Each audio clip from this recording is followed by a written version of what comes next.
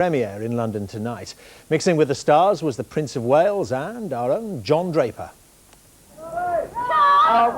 Prince Charles tonight had the best seat in the house for the film just about everyone wants to see, including no doubt his own sons Harry and William.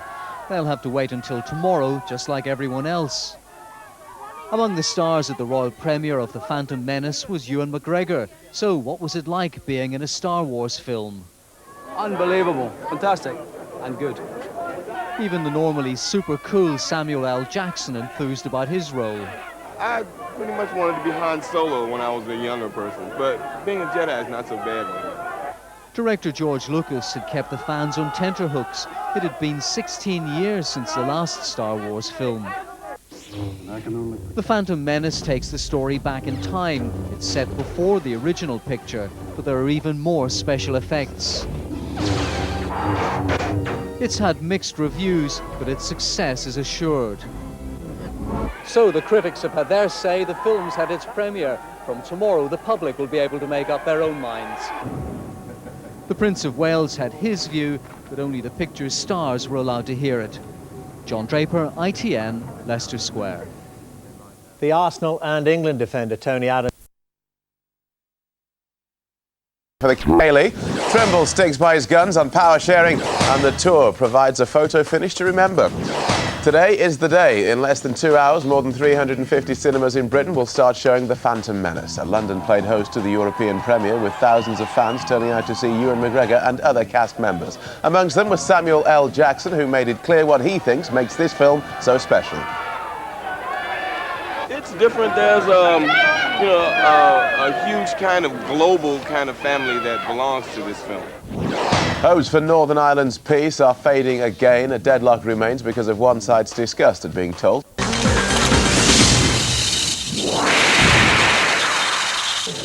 As the stars arrived at the premiere of The Phantom Menace, the Sizzler wanted to know about rumours of who was going to be in the next instalment. Keanu Reeves. No, I don't know anything about the next one. You'll have to ask George. Gabriel Byrne. No, but I think he's a great actor, but it's a good idea. Oh well, keep guessing. And despite the hype, celebs are still star bores when it comes to the wars.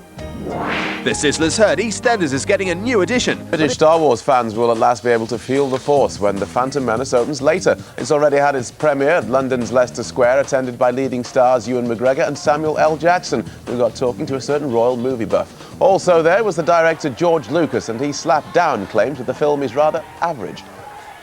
The people seem to don't understand that. They seem to think it's emotional and love it and seem to get the story very well. The prospect of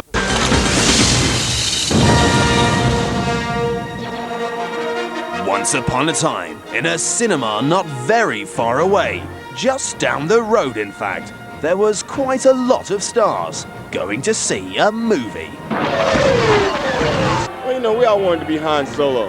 You know, that kind of smart guy that ran around and said all the right things and drove really fast and had a great time. You know, Han was the man. Pretending to be Chewbacca, probably, yes.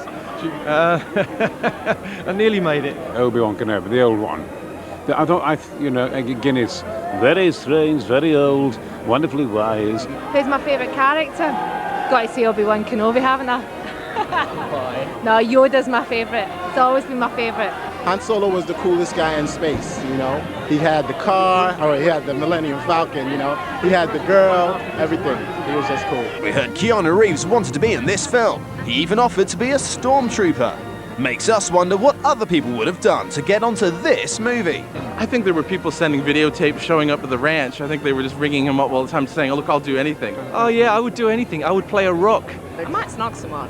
Omar Sharif said he'd be a grain of sand to be in Star Wars. Michael Jackson wanted to be Jar Jar. George told me that he was like campaigning to be Jar Jar. But I just kind of beat him out, which is cool.